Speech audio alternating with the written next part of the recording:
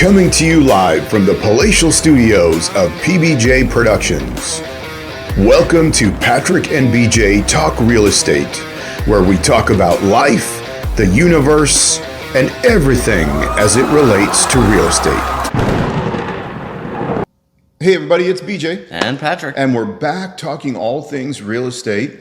Thank you for joining us today. We're going to get right to it because we have a list to go through. I know Patrick is usually kind of the list guy and that kind of thing, but I have a list.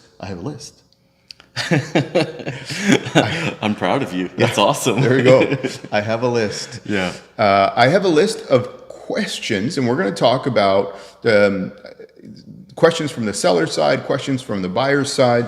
But you know what? I'm going to start with, I have the top 5 questions that sellers ask.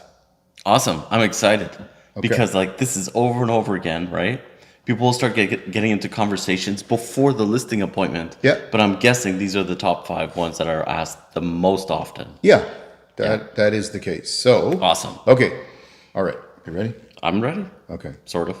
Okay. I'm going to hold myself back here. They can't be that hard. Okay, here we go. All right. Number 1. How should I prepare my house before selling it? You know what? I've walked into people's houses and they're like immaculate.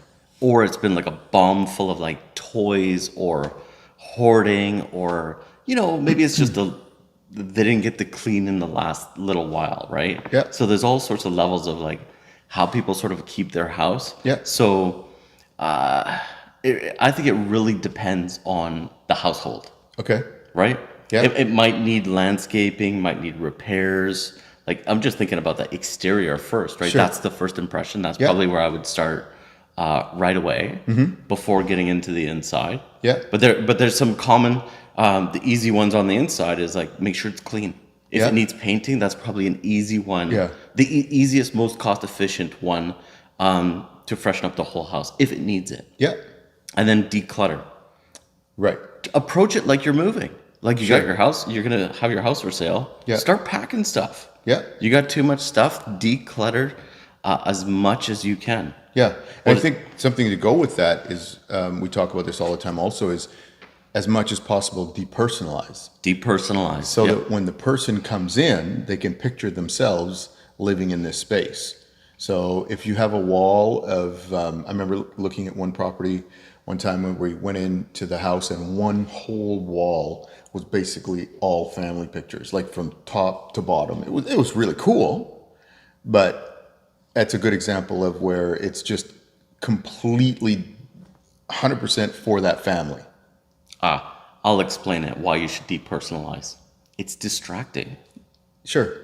In Victoria, it's sort of a small town. Like, you might recognize people that own the home. It's silly, right? Like, look, there's wedding photos, and be like, I know that person. Yeah. I'll catch myself looking at like people's photos or whatever on the wall. Yeah. But So I'm going to come back to the main thing is you want people to be able to imagine themselves in the property, in the home.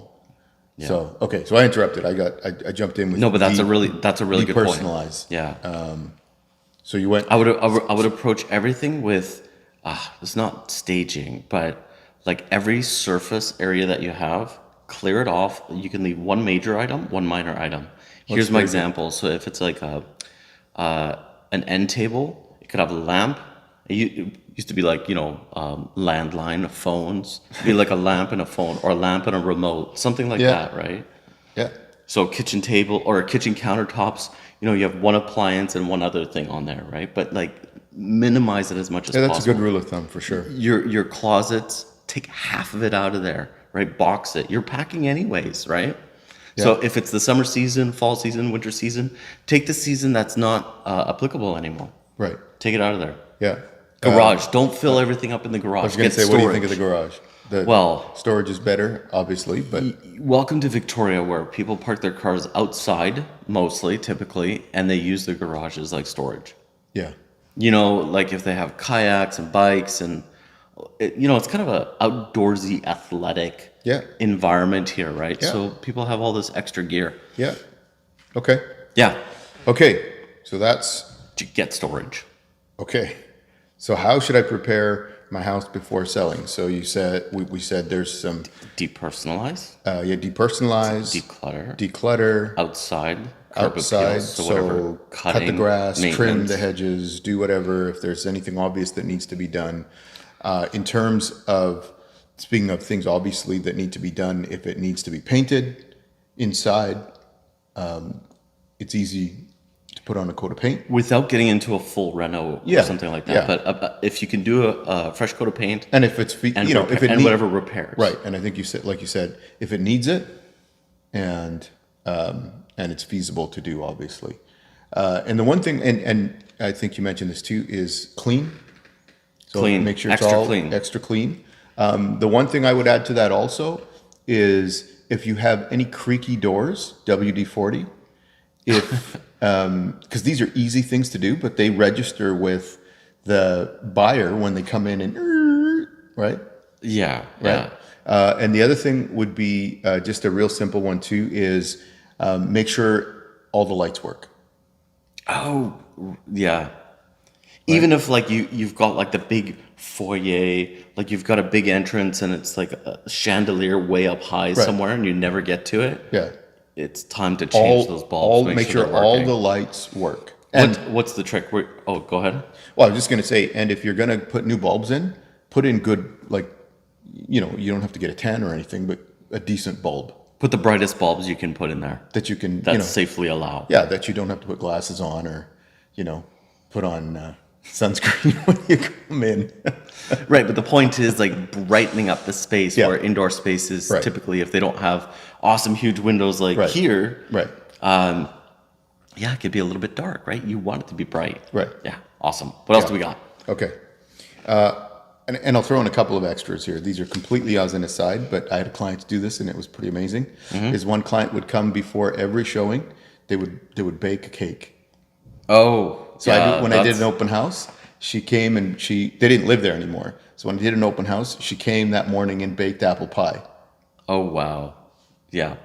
and then left it in there for the whole open house. You know, for one thing, for like when buyers are looking at a whole bunch of, like when we're looking at houses with buyers, Yeah. if you look at 10 houses, I don't normally look at 10 houses in one day, but Yeah. if it's like a military transfer, corporate transfer, Yeah. they only have so much time. Yeah, yeah. And they're going to remember the apple pie house, Yeah. the chocolate chip cookie house. Sure. Like if Yeah. you do that. Yeah. Yeah. It definitely, Leaving treats out, please enjoy. yeah, you could do that. Those are right? extra things, but those aren't like the need to must haves kind of thing, but Yeah. okay, next. Should I order, now this is the seller, should I order a home inspection? Oh, like a pre-home inspection, right? That you would Yeah. offer to the buyer. The pre-sale home inspection. It's not a pre-home, you're not checking the sidewalk. No. Okay, I said it wrong. Okay, I'm torn on this, so I want to know what you say, and then I'll fill in the gaps. How about that? Okay. I would say yes. Okay. And I get that the buyer may still come in and say, look, I still want to do an inspection. Okay. Okay. But if you're in a market now where buyers are saying, okay, I'm going to look at 4 different properties, example, 5 different properties, and I know I have time to look at these properties. It's not like I got to do it right this second. You want to do everything you can as a seller to instill confidence in in the potential buyer, in your home, and in the fact that the due diligence has been already done. And if they want to do it, that's wonderful, but you have no surprises here. Right. I could see the fact where you get a third party to look at your house with a different set of eyes. They've looked at a million houses, so they might be able to see signs, symptoms of issues, and that you could address before listing. Sure. Like if it's some repair Yeah. or if it's some maintenance that you missed, Yeah. and it's like, oh, I didn't even look at that, whatever it is, and then just go ahead and fix Sure. that. Yeah. I totally get that. So I agree with that preventative approach. From the buyer's perspective, that inspector owes no duty to the potential buyer. That's correct. Yeah. So relying on their information, I would still encourage a buyer to get their own home inspection just in case, right? Because that home inspector has been hired for the seller. Yeah. So that's my only Yeah. note to add there. Sure, and Yeah. I would include the same caveat if I'm acting for the buyer as well. Okay. But I would tell the buyer that, in theory, there's nothing here in this inspection. If there's something significantly wrong, they can't remove it from the inspection report, right? Because then it becomes a material latent defect, Exactly. right? Yeah, no, that makes sense. So, and we've talked, if you're wondering what the heck is a material latent defect, we did a whole video about different real estate terms. You can go back and look through them where we talked about it, and I know we covered it. So It's back in like November, December, or something like that last year. Yeah, we could do that again. something like that. Yeah, I don't know. We've got like 90 It was- videos out there now. 90 Okay. podcasts. Like, this is how All right. far we've gone. Okay, well, there Yeah. you go. So it was like way back when. Like it's the whole old thing, Lara, right? When we were kids, we walked uphill both ways to school in the snow and the rain, This is like ancient history, like Right. before the pyramids were even built. right? That's how far. Yeah. All that way back. So, What have we got next? well, what we've got next is we're out of time, actually. So we have hit the top 2 questions that sellers ask. So the next episode, we're going to continue on to the next 3 questions of the top 5 that sellers ask. So in the meantime, thank you for joining us. If you haven't, please take a minute and subscribe to the channel. It helps us get the word out there, helps us grow the channel and get the content out there.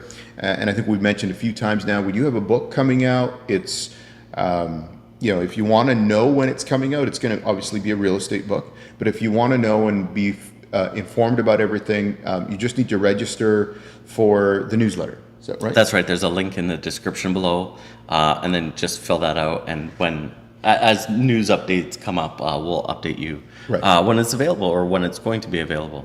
Yeah. Okay. Awesome. Excellent. All right. Well, thank you all for joining us, and we'll see you next time. Catch you in the next video. Thanks for watching. See ya.